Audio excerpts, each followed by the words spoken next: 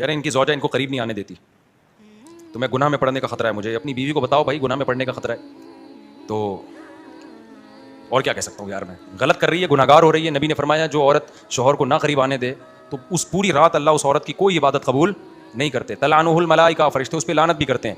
اس لیے عورت کو چاہیے اس چیز میں شوہر کا ہاتھ ساتھ دے. وہ تو میں نے ایک مسئلہ بیان کیا تھا نا کہ لبرل لوگ کہتے ہیں نہیں جی بیوی راضی نہیں ہے تو نہیں ہوتا. اس کو میں نے پوری ڈیٹیل سے اس کو ایکسپلین کیا ہے کہ یہ پریکٹیکل لائف میں ایسا ہوتا نہیں ہے. مرد پہ یہ خواہش بہت زیادہ سوار ہو جاتی ہے, وہ پھر ڈپریشن میں جاتا ہے. میری نیت استغفر اللہ, نکاح کرو تاکہ آپ سے یہ برائی چھوٹے.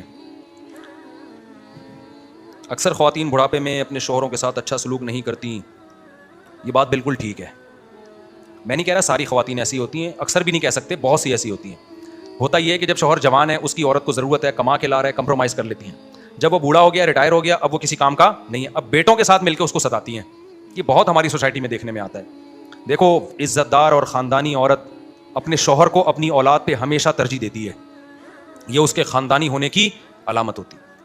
بوڑھے بھی ہو جائیں گے نا, اپنے بیٹوں سے کہتی ہے پہلے یہ ہے میرے لیے, جب تم نہیں تھے تو یہ میری زندگی میں آیا تھا, تم اس کے بعد آئے ہو, اور اس کو میں نے تمہارے شیلٹر کی وجہ سے پالا ہے, تم نے مجھے شیلٹر دیا. اچھا بعض عورتیں کہتی ہیں ہم نے تو بڑا برداشت کیا اپنے شوہر کو, ہم نے تو مجبوری میں برداشت کیا. اپنے روتے ہوئے سنا رہی ہوتی ہم نے تو اپنے شوہر کو بہت مجبوری میں برداشت کیا ہے, اب ہماری مجبوری نہیں, اب یہ طلاق دیں, خلا لیں, ہم کچھ بھی, اب جاؤ رہنا رہو, نہیں تو نہیں رہو. تو میں ان سے کہتا ہوں دیکھو تم نے مجبوری میں اس کو کیوں برداشت کیا, کیونکہ تمہیں اس کی ضرورت تھی. کیا خیال ہے, طلاق لینی تھی اس وقت لیتی نا جب جوان تھا. یہ اس میں برائیاں تھیں, لیکن تم نے کہا نہیں طلاق لے کے میں کہاں جاؤں گی, ایکچولی میں کہاں جاؤں گا مجبوراً. اس کا مطلب اس کے فائدے اس کے نقصانات سے زیادہ تھے, اس کے احسانات اس کے مظالم سے زیادہ تھے. تبھی تم نے کہا کہ جیسا بھی آڑا ترشا ہے رہنا نہ رہنے سے بہتر ہے اس کے ساتھ. سمجھ میں آ رہی ہے بات کہ نہیں آ رہی؟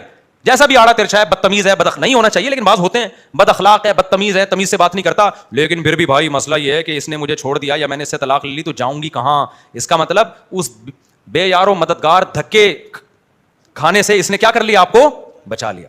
تو یہ تو احسان ہے نا. تو اگر بھائی اگر یہ ظالم تھا تو اس وقت اس سے طلاق لیتی جب یہ آپ پہ پیسہ بھی خرچ کر رہا تھا, آپ کے بچوں کو بھی پال رہا تھا, شیلٹر بھی دیا ہوا تھا اس نے. اس وقت آپ نے کہا کہ نہیں بھائی مجبوری ہے. تو اب جب بڑھاپا آ گیا نا, اب اس کو ترجیح دینی ہے آپ نے. سمجھ میں آ رہی ہے بات؟ عزت دار عورت ہوگی وہ یہی کرے گی, اور جو عزت دار نہیں ہوتی وہ کہتی ہے کہ نچوڑ لو, اس کے بعد ٹیشو پیپر کی طرح بڈھا ہو گیا. تو یہ اتنے بڈھوں کے کیس ہیں نا, کیا آپ کی سوچ ہوگی. اور یہ یورپ میں زیادہ ہیں جو وہاں مسلمان رہتے ہیں. میرے پاس ایک یورپ سے ایک صاحب آئے, کہنے لگے, وہ بھاگ کے آ گیا نا وہاں سے, کہنے لگے یار مفتی صاحب یورپ میں جو پاکستانی فیملیاں رہ رہی ہیں نا, جو وہیں پیدا ہوئے, ان کے بڈھوں کے حالات بہت خراب ہو گئے ہیں. کہنے میں نے کہا کیوں بھائی؟ کہہ رہے ہیں بھائی وہاں عورتیں اتنی ماڈرن اتنی لبرل ہو گئی ہیں, بڑھاپے میں نہ بیٹا باپ کو پوچھ رہا ہے نہ بیوی پوچھ رہی ہے, کیونکہ اب کوئی ضرورت ہی نہیں اس کو. تو کہہ رہے ہیں وہاں تو سارے بڈھے بڈھے مل کے ایک یونین بنائی ہوئی, وہاں بیٹھ کے تاش کھیلتے رہتے ہیں بیٹھ کے, گھر میں تو کوئی لفٹ کرانے کے لیے تیار ہی نہیں ہے. تو کہہ رہے ہیں میں نے سوچا میرا بھی یہی بڑھاپا ہوگا. یہ ان کی بات کر رہا ہوں جو مسلمان ہیں اور جو خاندانی ہے. بوڑھا تو انگریز تو اور اس سے بھی آگے کی چیز ہے. میں نے کہا گھر میں رکھا ہوا تو ہے نا, کہنے رکھا ہوا تو ہے, کسی کام کے نہیں ہم, کوئی نہ سنتا ہے ہماری نہ کوئی خدمت کرتا ہے. ذرا سے ہمیں غصہ آ جائے تو آگے سے رپلائی پورا تمیز, کیونکہ کہہ رہے ہیں ہم کچھ کر ہی نہیں سکتے, کچھ بھی نہیں کر سکتے, ہاتھ پاؤں کٹ گئے ہمارے, بس ہم زندگی میں خان سامہ بنے رہے, کھلاتے پلاتے رہے, اب ہمارا کوئی فیوچر نہیں ہے. ایسے باس میں نہیں بھائی, میں بار بار بتاؤں ساری عورتوں سے بدگمان مت ہو. بڑی بڑی خاندانی عورتیں ہوتی ہیں جو بڑی وفا کرتی ہیں, جوانی میں بھی شوہر کو آڑے ترچے میاں کو برداشت کیا, بڑھاپے میں بھی خدمت کر رہی ہوتی ہیں. ہمارے معاشرے میں خیر الحمدللہ غالب ہے, لیکن پھر بھی میں بتا دوں کہ بہت سی ایسی بھی ہیں بڑھاپے میں میاں سے ایسے ایسے ستاتی ہیں نا, کیونکہ میں نے بہت دیکھے ہیں روتے ہوئے, ٹھیک ہے نا, جو کہہ رہے ہیں یار اب ہم 2 ٹکے کے نہیں رہے ہم.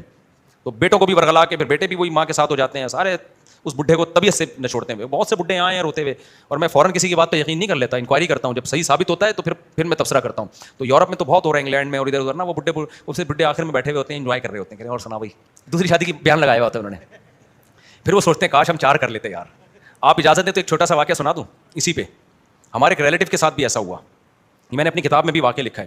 ہمارے انڈیا سے ایک رشتے دار آئے تھے, بڑے بدماش, ہم لوگ اصلاً تو پٹھان ہیں نا, تو بڑے بدماشیاں ان کی مشہور تھی وہاں پہ, تو بھاگ گئے وہاں سے نا, ٹھیک ہے.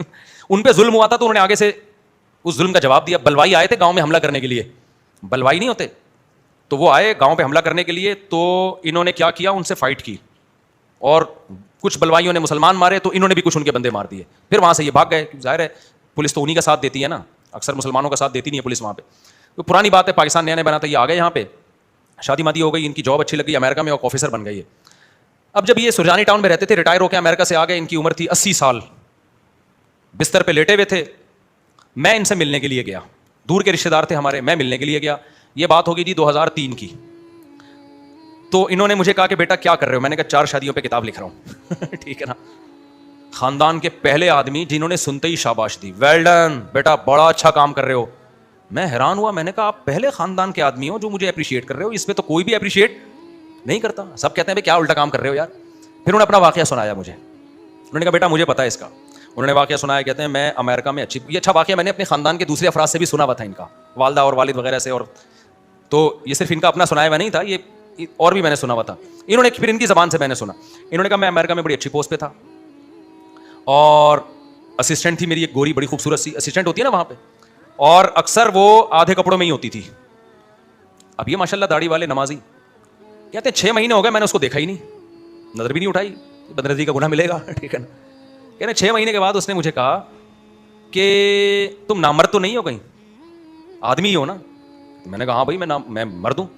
کیا نہیں, پھر اس نے کہا شاید میں خوبصورت نہیں ہوں. اس نے کہا نہیں, یو آر بیوٹیفل گرل, بہت اچھی خوبصورت عورت ہو تم, اور لڑکی ہو, کیا کر سکتے. کہہ رہے ایک بات تو ہے, یا تو میں بصورت ہوں یا تو نامرد ہے, دونوں میں سے ایک بات ہے. کہتے ہیں مجھے غصہ آ گیا, میں نے کہا بھائی ہم لوگ پٹھان لوگ ہیں, اور ہاں نہیں, کہتے ہیں میں نے اس سے کہا بھائی میں مرد ہوں, میری بیوی پاکستان میں, میرے 5 بچے ہیں. کہتے ہیں وہ انگریز نے کہا وہ کسی اور کے ہوں گے, تمہارے نہیں ہوں گے. اس لڑکی نے کہا ہاں. کہتے ہیں پھر مجھے غصہ آیا, میں نے کہا بھائی ہم پٹھان لوگ ہیں, ہماری بیوی کی طرف کوئی آنکھ اٹھا کے نہیں دیکھ سکتا, بچے کون پیدا کرے گا, ایسا نہیں ہے جیسے تمہارا کلچر ہے, ہم لوگ کیا نہیں ہوتا یہ.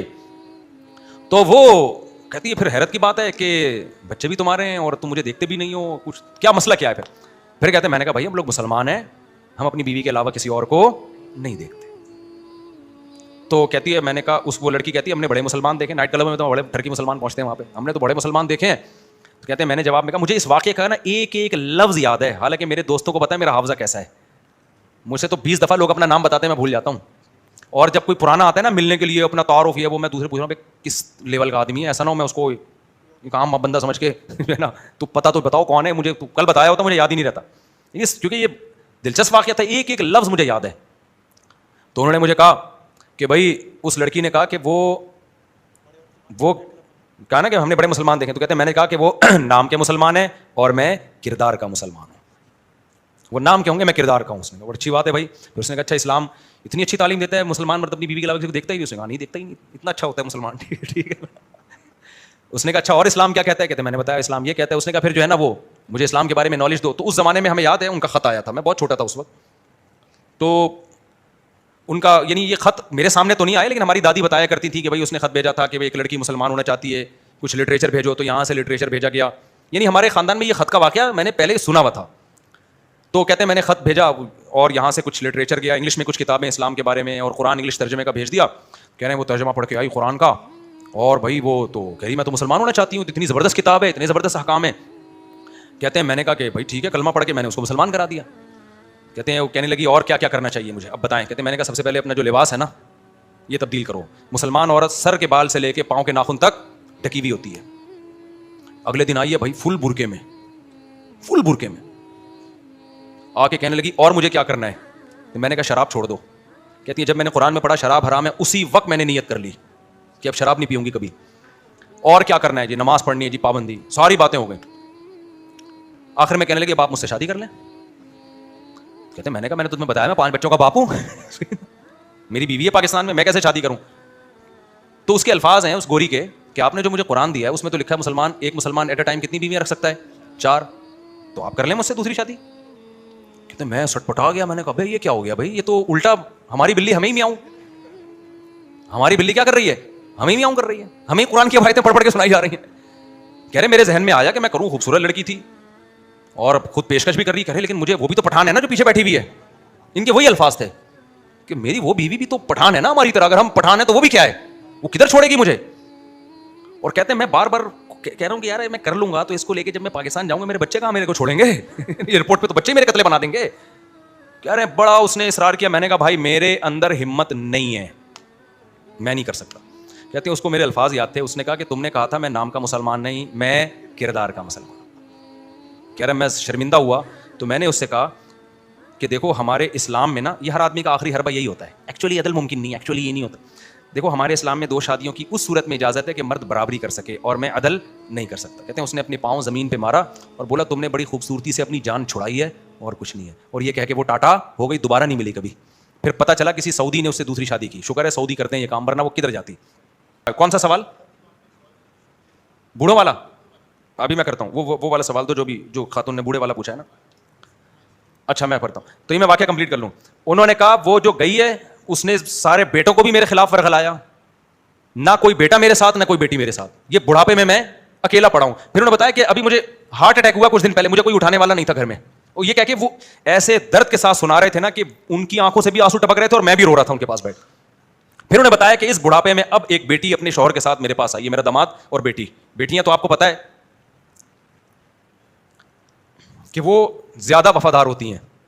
کہہ رہے ہیں بیٹی اب اس بڑھاپے میں میرے ساتھ آ کے وہ گزارا کر رہی ہے اور اکیلا پڑا ہوں. تو کہہ رہا ہے پھر انہوں نے کہا کہ میں کر لیتا تو انہوں نے تو ویسے ہی جانا تھا. ٹھیک ہے, انہوں نے تو کیا کرنا تھا, ویسے ہی جانا تھا. تو میرا مقصد یہ نہیں ہے کہ ساری عورتیں ایسی ہوتی ہیں, بہت سے مرد خراب ہوتے ہیں, بہت سی عورتیں خراب ہوتی ہیں. میرا مقصد یہ ہے کہ بھائی اللہ رسول کے حکم کو سامنے رکھو, جو ہونا ہے وہ ویسے ہی ہو کے رہے گا. یہ اصل مقصد ہے.